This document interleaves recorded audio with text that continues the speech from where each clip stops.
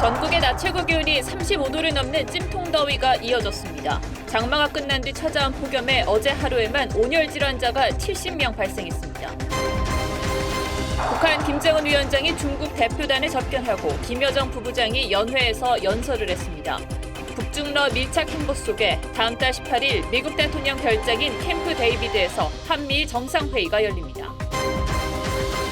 숨진 서희초 교사를 추모하기 위해 전국 3만여 명의 교사들이 2주 연속 거리로 나왔습니다. 아동학대처벌법 개정을 촉구했습니다.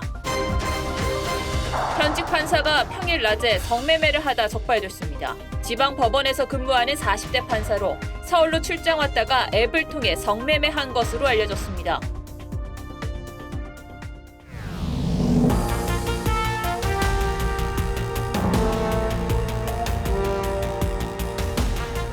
시청자 여러분 안녕하십니까. 뉴스7의 김명우입니다. 이제는 지구온난화는 옛말이 됐고 지구 열대화의 시대라는 말이 나옵니다. 괜한 말이 아니라 유엔의 경고입니다. 인류의 생존을 위협할 정도의 극한기후가 찾아왔다는 의미를 담고 있습니다. 우리나라도 최근 불볕더위가 이어지고 있고 오늘도 마찬가지였습니다. 광화문 광장에 나가 있는 취재기자 연결합니다. 조윤정 기자, 광화문 광장에 물놀이장이 만들어졌네요. 네, 그렇습니다. 서울 광화문 광장 대형 물놀이장은 어제 문을 열었습니다. 폐장 시간인 밤 9시를 얼마 남겨두지 않았지만 피서를 즐기려는 시민들로 아직도 북적이는 모습입니다. 집에 있을 때는 너무 더운데 여기 나니까 너무 시원해요. 오늘 서울의 낮 최고 기온이 35.7도를 기록하는 등 찜통 더위가 이어지고 있는데요. 경북 경산의 낮 최고 기온이 38.1도까지 치솟은 것을 비롯해 대구 37.6도, 청북 청주가 35.3도까지 오르면서 전국 대부분 지역에 폭염 경보가 내려졌습니다. 강원도 강릉은 밤사이 최저 기온이 25도를 넘는 열대야가 지난 22일 이후 7일째 이어지고 있는데요. 오늘도 서울을 비롯한 전국 대부분 지역에서 열대야가 기승을 부릴 것으로 보입니다. 휴가철인데 언제까지 이렇게 덥습니까? 네, 이번 더위는 일요일인 내일은 물론이고 주 후반까지 계속될 것으로 보입니다. 휴가철을 맞은 시민들도 고민인 모습입니다. 휴가를 가려고 했는데 또 날씨는 도와주질 않고 그래서 계속되는 더위에 온열 질환자도 속출하고 있습니다. 장마가 끝난 뒤 26일부터 어제까지 사흘간 전국에서 발생한 온열 질환자는 178명에 달하는데요. 질병청은 챙이 넓은 모자나 밝고 헐렁한 옷을 입고 낮 12시부터 오후 5시엔 활동을 자제하라고 당부했습니다. 서울 광화문 광장에서 TV조선 조윤정입니다.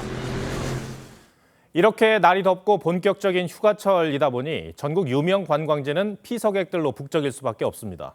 도심 곳곳에 있는 물놀이장에도 많은 인파가 몰렸습니다. 주말 피서 표정을 김나로 기자가 취재했습니다.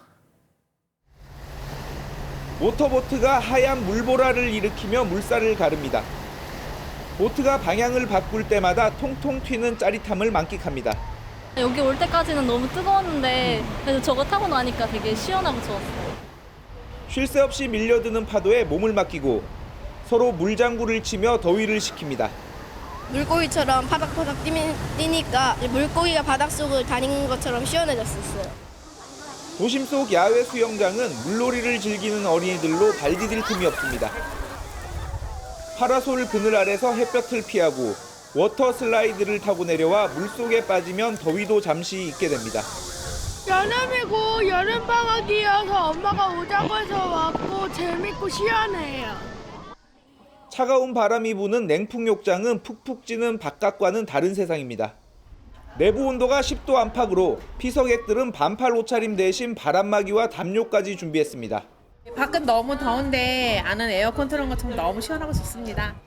장마가 끝나고 연일 이어지는 폭염에 시민들은 시원한 물과 바람을 찾아 더위를 피했습니다. TV조선 김다로입니다. 더위를 식히기 위해 피서를 떠난 사람들도 많았지만 오히려 스스로 더위를 찾아간 사람들도 있습니다. 바로 전국 수해복구 현장을 찾은 자원봉사자들입니다. 이재민들이 하루라도 빨리 일상을 찾는데 조금이나마 도움이 되려는 자원봉사자들의 모습을 김동영 기자가 전해드립니다. 자원봉사자들이 힘을 모아 무너진 건물 잔해를 치웁니다. 35도에 육박한 무더위에 그늘도 없는 땡볕에 있다 보니 조금만 움직여도 숨이 턱턱 막힙니다. 하지만 누구 하나 불평은 없습니다. 나올 때는 조금 덥고 그래도 갈 때 보면 다 기분 좋아해요. 물어보면 잘 왔지? 그럼 잘 왔다 그래. 피서철을 맞은 주말에도 전국 수해 현장에는 복구의 손길이 이어졌습니다. 이재민 임시숙소의 음식과 빨래도 자원봉사자들의 몫입니다. 수도와 전기 공급이 아직 정상화되지 않은 곳에는 자원봉사자들이 직접 배달에 나섭니다. 처참할 정도로 보기가 힘들었는데 지금 이렇게 해놓으니까 좀 그래도 놀란 게 조금은 덜하고. 농작물 피해 복구부터 농기계 수리, 의료 지원 등 자원봉사 활동도 다양합니다. 피서는 언제든지 우리가 시간만 나면 갈 수 있잖아요. 힘들지만 다들 아침이면 또 씩씩하게 또 일어나서 나오고. 수해의 깊은 상처에 무더위까지 기승을 부리고 있지만 일상을 찾기 위한 도움의 손길은 오늘도 계속되고 있습니다. TV조선 김동열입니다. 6.25 정전협정 70주년을 맞은 올해 대한민국을 둘러싼 관련국들의 움직임은 분명한 방향성을 보이고 있습니다. 한미일과 북중러의 대립구도가 뚜렷해지고 있다는 것이죠. 먼저 두 리포트를 통해 이 대립구도의 상징적인 장면을 전해드리겠습니다. 열병식을 통해 러시아와 밀착 행보를 보인 북한은 이번엔 중국 대표단을 접견하며 극진한 대접을 했습니다. 특히 이 중국 대표단 연회에선 백두혈통인 김여정 부부장이 연설했는데 북중 혈맹을 재확인했다는 분석입니다. 북중러의 밀착 행보를 황병준 기자가 보도합니다.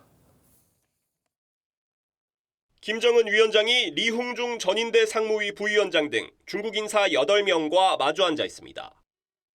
북한이 전승절이라고 주장하는 정전협정 행사에 방문한 중국 대표단 접견 자리에서 김 위원장은 6.25 전쟁 당시 중국의 지원을 영원히 기억하고 찬양할 것이라고 했습니다. 인민의 정의 위협을 변함없이 지지 성원해주고 있는 중국 공산당과 중화인민공화국 정부 전체 중국 인민에게 충심으로 되는 감사를 드리시며 앞서 대표단은 시진핑 주석의 친서를 김 위원장에게 전달했는데 친서엔 70년 전 함께 항미 원조의 위대한 승리를 거두고 피로써 위대한 전우회를 맺었다는 내용이 담긴 것으로 알려졌습니다. 이어진 연회에선 이례적으로 김여정 부부장이 연설을 했는데 북중 혈맹을 부각하기 위해 백두혈통인 김 부부장이 나섰다는 분석입니다. 백두혈통이라는 그 곡에서 김정은이를 대신할 수 있는 사람으로 돼 있고 북중 관계의 중요성이 아주 긴밀하다는 걸 보여주기 위한 것이. 앞서 김 위원장은 지난 26일 방문한 러시아 군사대표단을 접견하고 전략무기를 직접 소개하기도 했는데 북한이 이번 정전협정 행사를 기점으로 중국, 러시아와의 밀착 행보를 강화하고 있다는 해석이 나옵니다. TV조선 황병준입니다. 한국과 미국, 일본의 공조 움직임도 뚜렷합니다. 미국 백악관은 다음 달 대통령 별장인 캠프 데이비드에서 한미일 정상회의를 연다고 공식 발표했습니다. 북한 핵 문제에 대한 대응과 함께 인도태평양 지역에서 세 나라가 어떻게 협력을 확대할지 머리를 맞대는 겁니다. 이어서 조정린 기자입니다. 백악관은 대변인 명의의 성명을 통해 바이든 대통령이 다음 달 18일 윤석열 대통령, 기시다 일본 총리와 한미일 정상회의를 연다고 공식 발표했습니다. 굳건한 동맹과 강력한 우정을 재확인하는 자리로 규정하며 3국 관계의 새로운 장을 열게 될 것이라고 밝혔습니다. 3국 정상이 다자회담이 아닌 한미일 정상회의만을 위해 별도로 모이는 것은 이번이 처음입니다. 주요 의제는 북한의 지속적인 위협에 대한 대응과 아세안 태평양 지역 안팎으로 협력을 확대하는 방안 등입니다. 존 커비 백악관 NSC 전략소통 조정관은 현재 한반도 비핵화를 향한 외교 경로가 없는 것으로 보이기 때문에 북한의 위협에 따른 대응 방안을 명확히 해야 한다고 했습니다. 한미일 3국 간의 안보 협력 문제, 그리고 기타 경제 안보 문제, 그리고 교류 문제 같은 것들이 포괄적으로 논의될 수가 있습니다. 회의가 열릴 장소는 대통령 별장인 캠프 데이비드로 바이든 대통령이 외국 정상을 초청한 건 이번이 처음입니다. 대통령실은 3국 간 협력을 새로운 수준으로 발전시킬 중요한 전기가 될 것이라고 했습니다. TV조선 조정른입니다. 이번 한미일 정상회의는 회의 장소부터 그 의미가 큽니다. 이 전해드린 것처럼 북한은 정전 70주년을 맞아 중국과 러시아와의 밀착 행보를 대내외에 공개했습니다. 이런 상황에서 한미일 정상이 따로 만난다는 것은 그 자체로 북한을 향한 강한 메시지가 될 것이라는 분석입니다. 구민성 기자가 한미일 정상회의의 의미를 짚어드리겠습니다. 오는 8월 열리는 한미일 3국 정상회담은 한미일의 긴밀한 공조에 대응하려는 북한과 중국, 러시아의 급격한 밀착 움직임과 맞물렸다는 게 외교가의 해석입니다. 한미일 안보 협력의 강화에 대해서 그 필요성을 재확인하고 다시 지속적인 논의를 특히 북한이 이번 열병식에서 한미 핵협의그룹 NCG와 미 전략 핵잠수함 전개를 콕 집어 비난하고 핵전쟁까지 운운하면서 한반도의 긴장 수위를 끌어올린 점도 감안됐습니다. 핵전쟁이 일어나느냐 마느냐 하는 것이 아니라 누가 언제 어떻게 핵전쟁을 일으키는가. 한미일 정상회담이 열리는 캠프 데이비드가 미국 역대 대통령들이 주요 나라 정상들과 역사적 합의를 이끌어낸 장소라는 점에서 이번 회담에서 북한을 향한 고강도 경고 메시지가 나올 가능성이 높습니다. 미국과 일본이 각각 강점이 있기 때문에 그것을 이제 한 틀로 엮으면 북한의 도발 또 넓게는 북중러에 아주 효과적으로 대응할 수 있다. 또 한미일과 북중러의 신냉전 구도가 고조되고 있는 상황에서 러시아와 전쟁 중인 우크라이나에 대한 한미일의 공동 지원 문제도 테이블에 오를 전망입니다. TV조선 구민성입니다. 한반도를 둘러싼 국제 정세와는 별개로 이 열병식을 포함한 북한의 대규모 행사를 볼 때마다 드는 의문이 있습니다. 북한의 경제력이 뒷받침되느냐는 겁니다. 지난해 북한 GDP는 0.2% 역성장에 그쳤고 정전 70년 만에 북한 1인당 소득은 대한민국의 30분의 1 수준으로 쪼그라들었습니다. 이 대규모 행사의 비용은 고스란히 북한 주민이 감당해야 할 몫이라는 생각을 지울 수 없습니다. 정준영 기자입니다. 지난 2017년 유엔의 대북 제재가 본격화한 이후 역성장의 늪에 빠진 북한. 지난 2019년 잠시 회복되는가 싶더니 2020년 전 세계적 코로나19 여파로 GDP가 한 해에만 마이너스 4.5% 곤두박질 쳤습니다. 지난해에도 성장률이 마이너스 0.2%에 머물면서 3년 연속 역성장했습니다. 대북 경제 제재 및 국경 봉쇄의 영향이 지속된 가운데 기상 여건이 악화된 데 따른 것으로 보입니다. 대외 교역 규모는 전년보다 2배 이상 늘었지만 대북 제재 전에 비해 23% 수준에 그쳤고 중국 의존도는 97%로 높았습니다. 지난해 북한 국민 총소득은 36조 7천억 원, 북한 인구 2,566만 명으로 나눈 1인당 국민 총소득은 143만 원으로 우리나라의 30분의 1 수준입니다. 북한 주민 1년 소득이 우리나라 최저임금으로 계산한 한 달 월급보다 적습니다. 자립경제 이것의 한계가 아니겠느냐. 내부적으로 생산하고 내부적으로 먹고 사는 그것만 하다 보니까 이러한 경제난의 상황이 이렇다 보니 북한은 현재 만성적인 식량난에 시달리는 상황. 국제 비정부기구 개발 이니셔티브는 인도적 지원이 필요한 북한 인구를 전 세계에서 14번째로 많은 수준인 1,040만 명으로 추산했습니다. TV조선 정준영입니다. 네, 폭염 경보 속에 교사들이 검은 옷을 입고 2주째 거리로 나왔습니다. 숨진 서희초 교사를 추모하며 교권 보호를 외쳤는데요. 특히 아동학대 처벌법을 개정해달라고 호소했습니다. 박재훈 기자가 현장에 다녀왔습니다.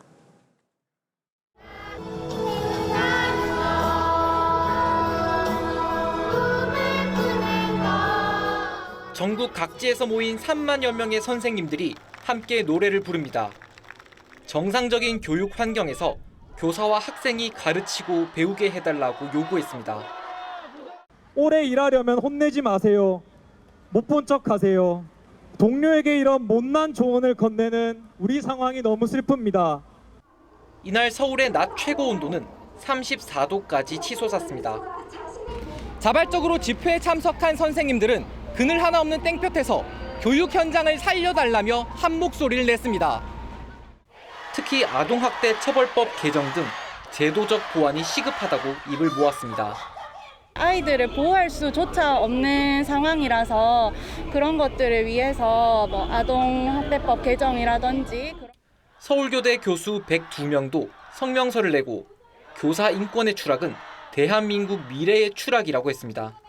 뒤를 살펴보시면 바로 그 자리에 우리가 여러분과 함께 있을 것입니다.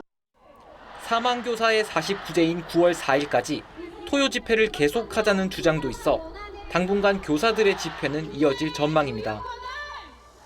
한편 유족 측은 경찰이 초반 사건을 개인 신상 문제로 몰아가며 본질을 흐렸다고 비판했습니다. TV조선 박재훈입니다. 네, 속보가 들어와서 하나 전해드리도록 하겠습니다. 조금 전인 저녁 7시 7분 전북 장수군 북쪽 18km 지역에서 규모 4.1의 지진이 발생했다는 소식이 방금 전 들어와서 저희가 지금 보도해드리고 있습니다. 들어오는 소식이 있으면 혹은 또 피해가 있으면 전해드리도록 하겠습니다. 다음 소식으로 이어가겠습니다. 어제 저녁 서울 잠실의 백화점에서 불이 나 1000여 명이 대피하는 소동이 빚어졌습니다. 인명피해는 없었지만 백화점에 있던 사람들은 물론이고 바로 옆 놀이공원을 찾은 학생들도 긴급히 대피하는 등 놀란 가슴을 쓸어내려야 했습니다. 곽승한 기자입니다. 백화점 내부에 연기가 가득합니다. 사이렌이 울리고 대피 방송이 나옵니다. 알려드립니다. 화재가 발생하였습니다. 비상구를 이용하여 안전한 장소로 대피하시기 바랍니다. 어린 학생들과 유모차를 끌고 있는 아이 엄마까지 혼비백산이 됐습니다. 어제 저녁 8시쯤 서울 송파구 롯데백화점에서 불이 났습니다. 불은 1시간 만에 꺼졌지만 연기가 인근 놀이공원까지 번지면서 이용객 1000여 명이 긴급 대피했습니다.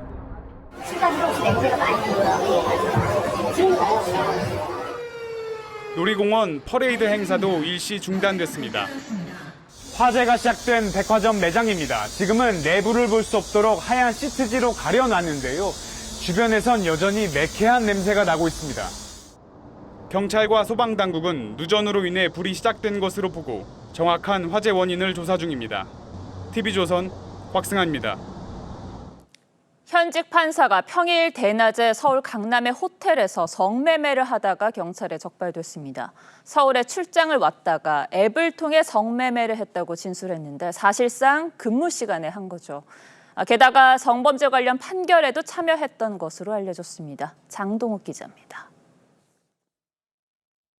지방의 한 법원에서 근무하는 현직 판사 A씨가 서울 강남의 한 호텔에서 성매매를 한 혐의로 경찰에 적발된 건 지난달 22일입니다.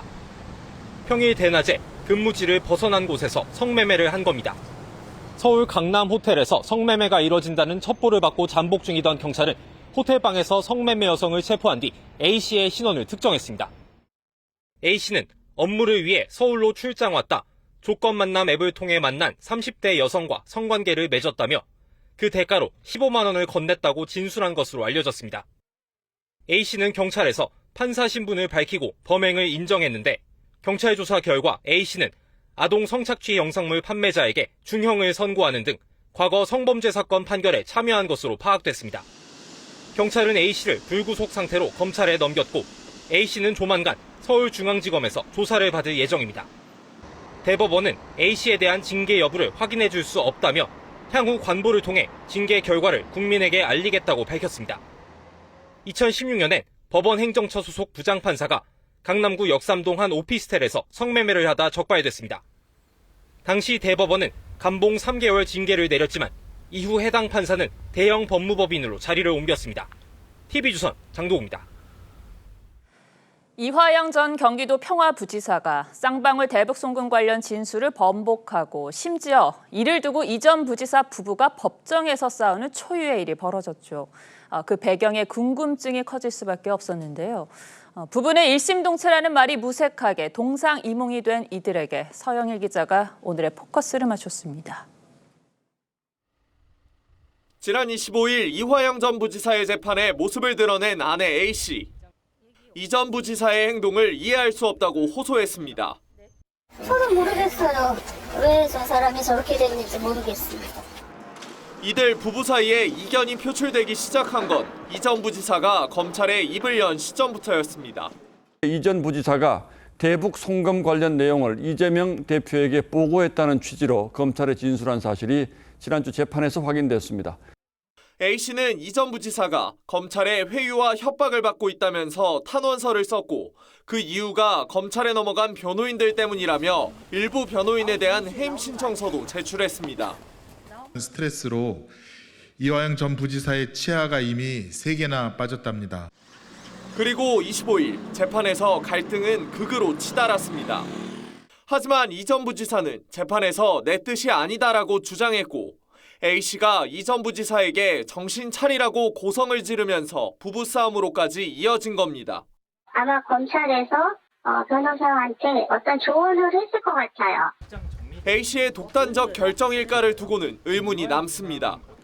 A씨가 탄원서를 내기 전 이재명 대표의 측근인 박찬대 최고위원은 이화영 전 부지사 최측근을 찾아가 당이 최대한 돕겠다는 취지로 말한 것으로 알려졌습니다. 이후 박 최고위원과 A씨가 전화통화를 한 사실도 드러났습니다. 민주당 의원들은 검찰을 찾아가 연좌농성을 하는가 하면 열성 지지자들은 이 전 부지사 영치금 보내기 운동도 벌이고 있습니다. 이재명 대표도 전면에 섰습니다. 정권의 지지율이 많이 떨어진 것 같습니다. 또 신작 소설이 나오는 걸 보니까. 이화영 전 부지사 부부의 동상이몽의 진짜 배경은 따로 있는 게 아닌지 뉴스7 포커스였습니다. 두 차례나 연기한 뒤에 어제 만난 민주당 이재명 대표와 이낙연 전 대표는 내년 총선 승리의 필요성에 공감했습니다. 하지만 총선 승리를 위해 먼저 해야 할 것과 강조점이 뭔지를 두고선 입장이 갈렸다고 합니다. 어떻게 해석해야 하는 건지 최원국 기자가 설명해 드리겠습니다.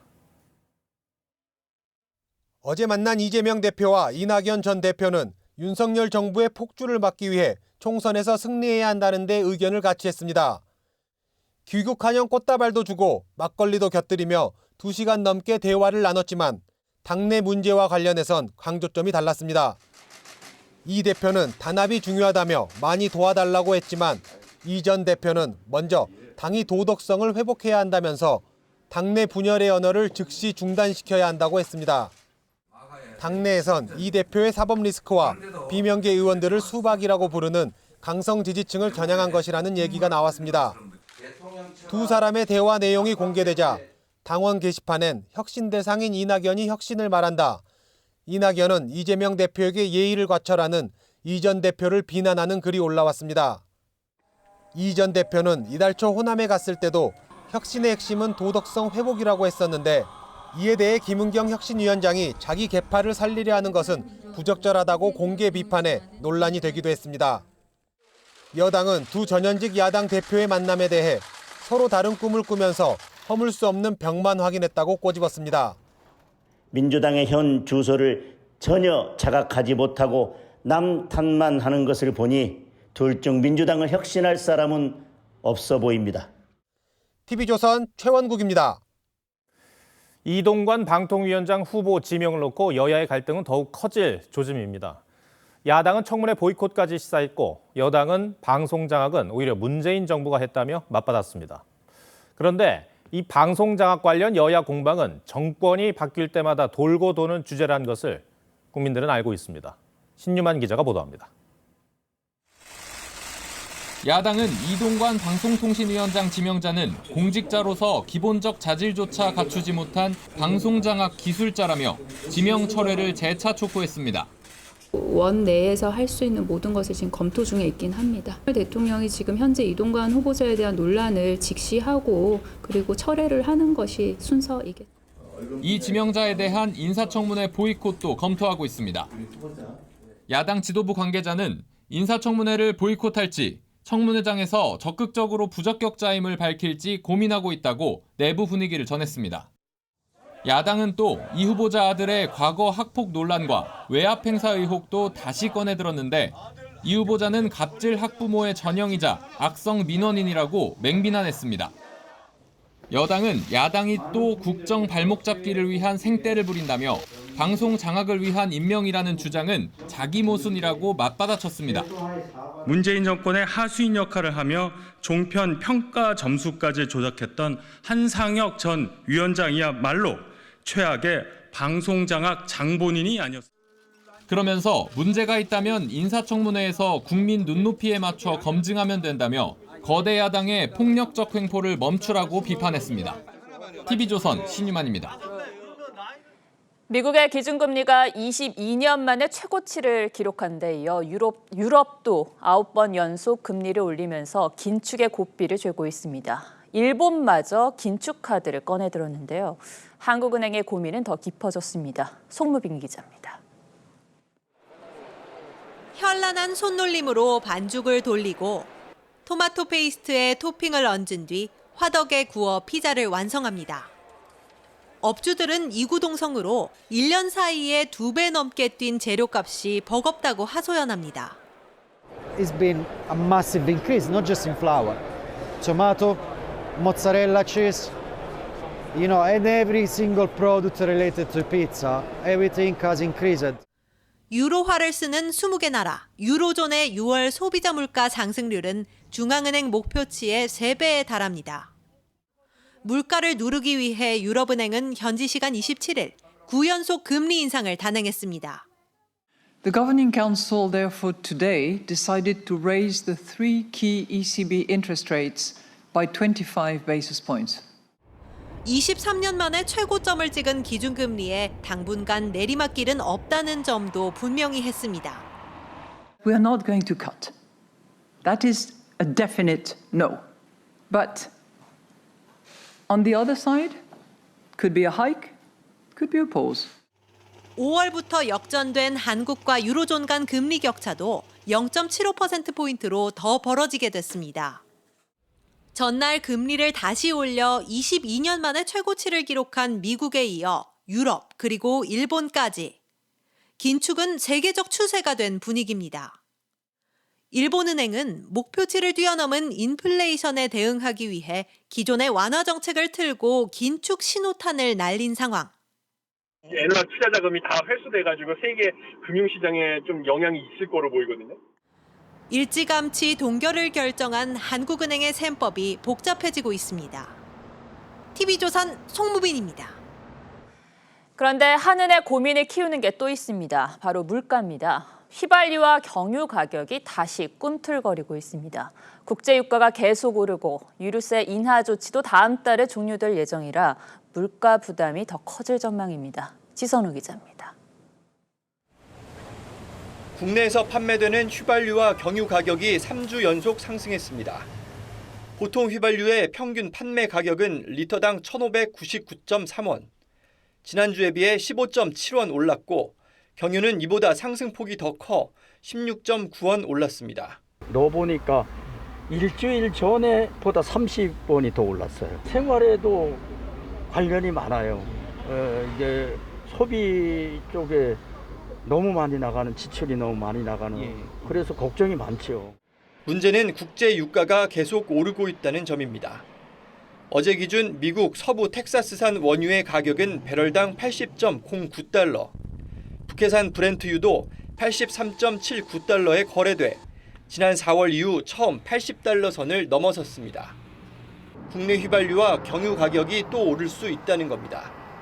여기에 유류세 인하 조치가 다음 달 말로 종료되면 휘발유는 리터당 약 200원, 경유는 약 210원 정도 오를 수 있습니다.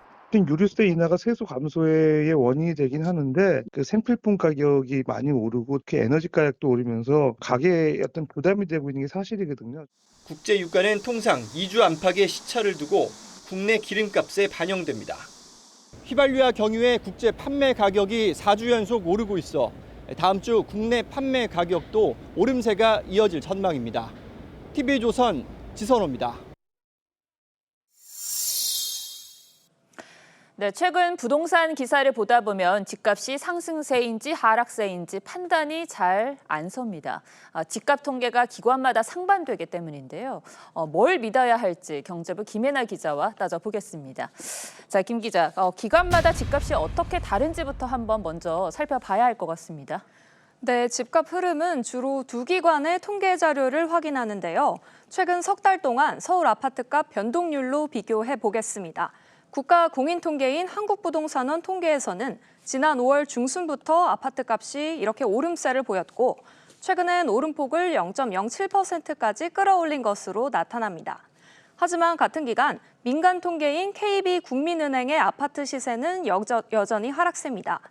이 통계에 따르면 서울 아파트값은 1년 넘게 고전을 면치 못하고 있습니다. 네, 약간의 숫자 차이가 아니라 보니까 흐름 자체가 서로 역방향인데 그렇다면 참 혼란스럽습니다. 이렇게 다른 이유가 뭡니까? 네, 사실 표본이 조금 다릅니다. 한국부동산원은 각 지역에서 인기가 많은 주로 대단지 아파트 3만 6천 가구를 뽑아서 조사하고요. KB는 2배 가까운 6만 2천여 가구를 조사하고 있습니다. 그럼 더 많은 집을 조사하는 KB 시세를 믿을 만한 겁니까? 네, 꼭 그런 건 아닙니다. 그만큼 거래가 없었던 비인기 단지들이 가격을 산정하는 통계에 들어가서 왜곡이 생기기 때문입니다.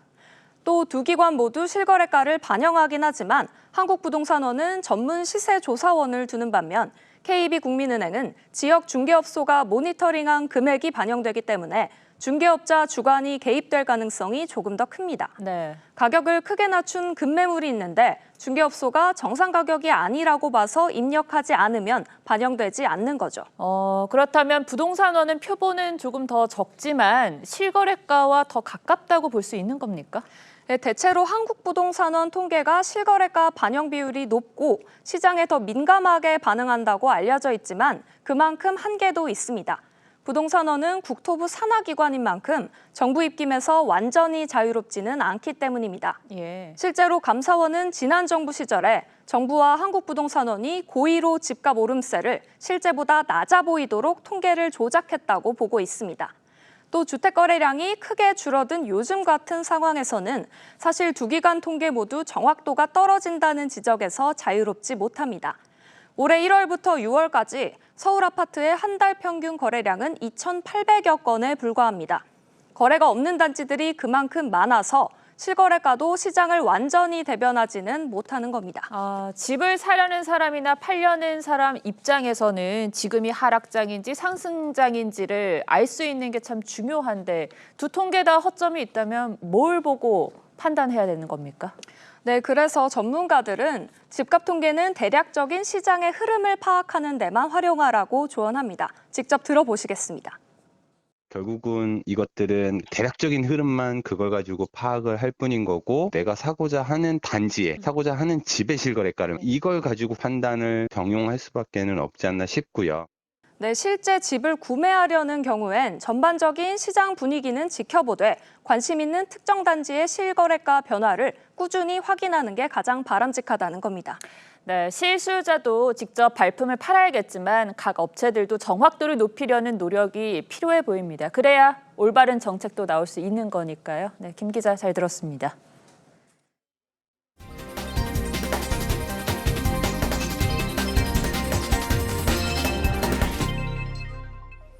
네, 폭염에 시달리는 건 우리뿐만이 아닙니다. 유럽과 지중해 연안 국가들에서는 이 기록적인 폭염으로 대형 산불이 발생하고 또 확산하고 있습니다.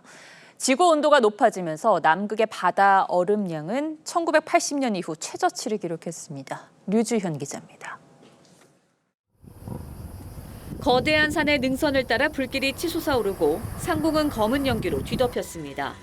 산불 대란이 닥친 그리스에서 지난 열흘 동안 발생한 화재만 667건. Every day, every night we are here and we don't make nothing. We can't stop. We can't make anything about this. 남유럽과 북아프리카, 알제리, 튀니지 등 지중해 연안 국가들도 대형 산불로 고통받고 있습니다. 기온이 50도에 육박하는 기록적인 폭염이 산불을 통제불능 상태로 이끌었습니다. Because of increases in greenhouse gases and global suffers means the temperature, we're going to see the intensity of these events and the frequency as well being much shorter. 지구촌 곳곳을 덮친 폭염 속에 남극의 바다 얼음 규모는 최저 수준으로 떨어졌습니다. 1980년 이후 어느 해와 비교해도 해빙량이 20% 정도 적은 것으로 나타났습니다. There really is completely unprecedented. And that the oceans absorb more than 90% of the excess heat that humans put into the atmosphere because of greenhouse gas. 전문가들은 남극의 해빙이 녹는다는 것은 지구가 기후변화와의 싸움에서 방어력을 잃는 것이라고 경고했습니다. TV조선 류주현입니다. 약과나 양갱 같은 전통 과자에 이어 요즘에는 1000년 전 고려 송나라 시대 간식이 젊은 세대들에게 인기라고 합니다. 복고의 맛을 찾는 이유가 뭔지 이루라 기자가 취재했습니다. 서울 서교동 조그만 가게야. 젊은이들로 문전성시를 이룹니다. 나무꼬치에 꽂아놓은 딸기를 설탕물에 입힌 중국의 전통과자 탕후루는 송나라 황궁에서 시작된 것으로 전해집니다. 한 입 깨물 때 설탕 코팅이 깨지며 나는 소리가 식욕을 자극합니다. 걸그룹 블랙핑크가 유럽 순회 공연 중 독일 야시장까지 찾아가 탕후루를 먹었을 정도로 20, 20대에서 인기 식품으로 통합니다. 식감이 바삭하고 아삭해서 많이 찾게 되는 것 같아요. 백화점 오픈런 간식으로 유명한 주악. 찹쌀가루를 막걸리로 반죽해 기름에 튀긴 떡으로 고려의 수도 개성에서 즐겨 먹던 간식입니다. 최근엔 떡 위에 각종 토핑을 얹어 젊은 층 입맛을 공략했습니다. 이 밖에도 약과 구매 경쟁으로 약과와 티켓팅을 조합한 약게팅이라는 신조어가 나오고 양갱 맛집을 찾아다닐 정도로 옛날 간식에 반한 MZ세대. 그 MZ세대의 특징 중에 하나가 이 소비가 하나의 놀이거든요. 신선하게 다가오면서 동시에 과거의 디저트이기 때문에 복고이면서 힐링의 느낌도 받는다. 조상의 맛을 통해 건강도 챙기고 재미도 챙겼습니다. TV조선 이루랍니다.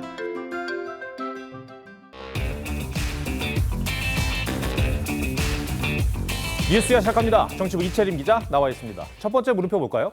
네, 첫 번째 물음표는 책임 혹은 색출입니다. 민주당 이재명 대표의 사진을 저희가 걸었는데 이재명 대표 관련 어떤 얘기죠?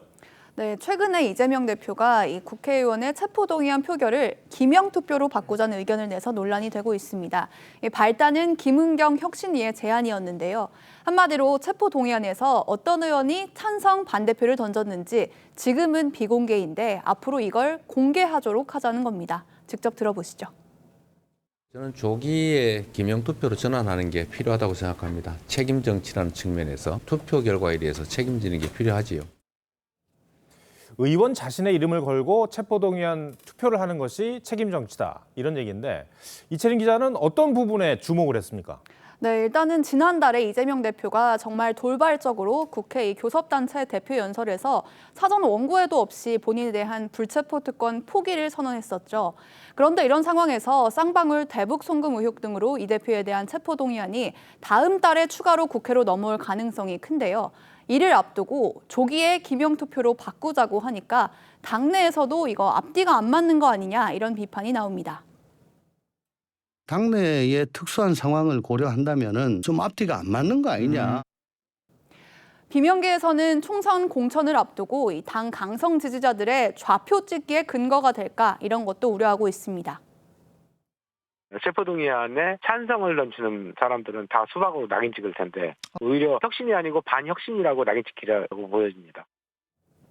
그러고 보면 지난 2월 이재명 대표에 대한 체포동의안이 가까스로 부결된 것 이런 점도 영향을 주지 않았을까 싶어요. 네, 여권과 비명계 의심이 바로 거기에 있습니다.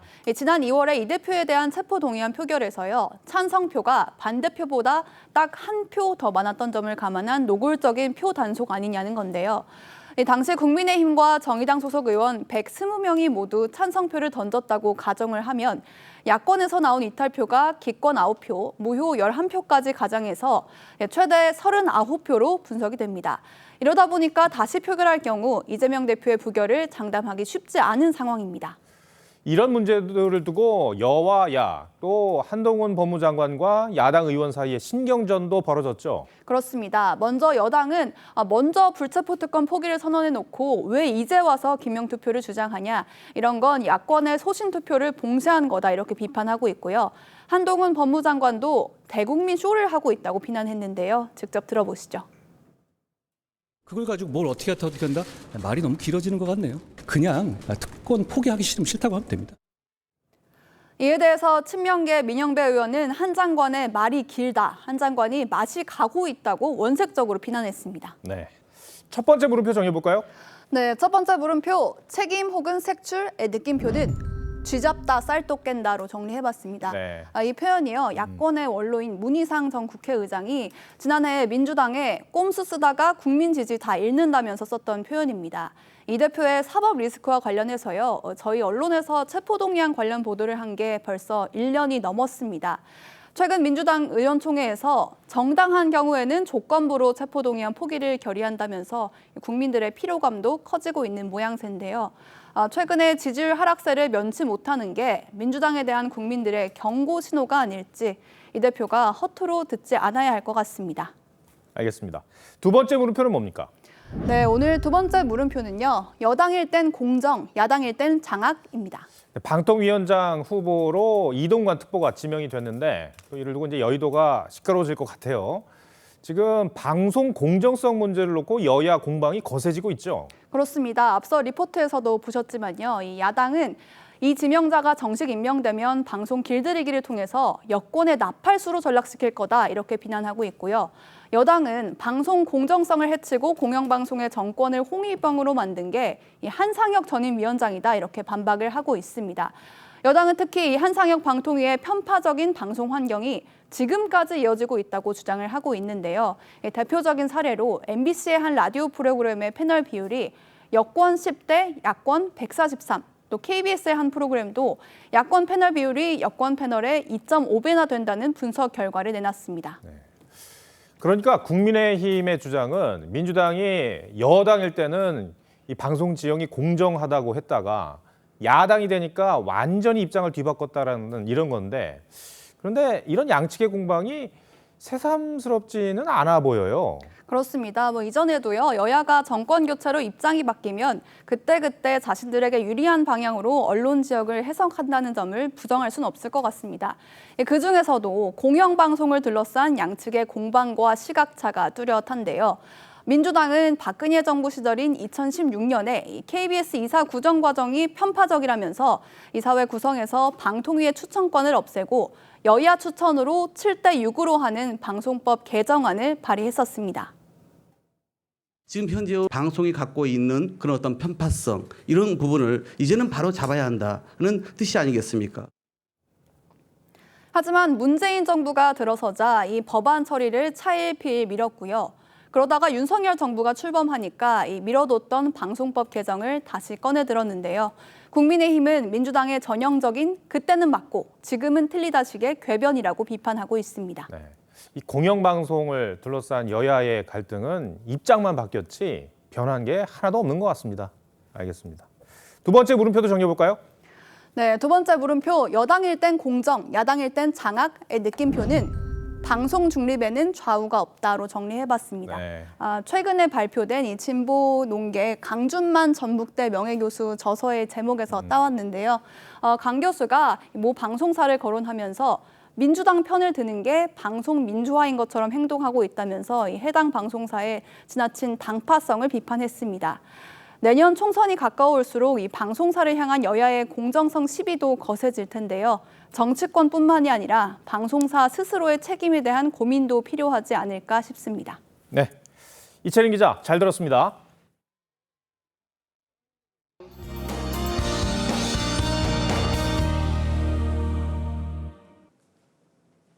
전국에서 무더위가 이어지고 있습니다. 한낮에는 밖을 나서기 두려울 정도였는데요. 현재 대부분 지역에 폭염경보가 내려져 있고 오늘 경기 여주 금사면에서는 38도를 웃도는 기온을 기록했습니다. 밤에도 열대야가 기승을 부리겠습니다. 열기가 식지 못하면서 내일 최저기온 서울과 강릉이 26도 등 전국 대부분 지역에서 25도를 웃도는 곳들이 많겠고요. 낮 기온은 서울이 34도, 청주와 대구 35도, 울산은 33도 보이겠습니다. 기온이 크게 오르고 대기가 불안정해지면서 내일도 소나기 소식이 있습니다. 전국 곳곳에 5에서 40mm가 예상되고 짧은 시간에 강하게 집중될 수 있겠습니다. 내일 이른 시간에는 내륙을 중심으로 가시거리 1km 미만의 안개가 지나겠고요. 낮에는 전국적으로 자외선 지수가 매우 높은 단계까지 오르겠습니다. 당분간 폭염과 열대야가 계속되니까요. 더위에 지치지 않게 건강 잘 챙겨주시기 바랍니다. 날씨였습니다.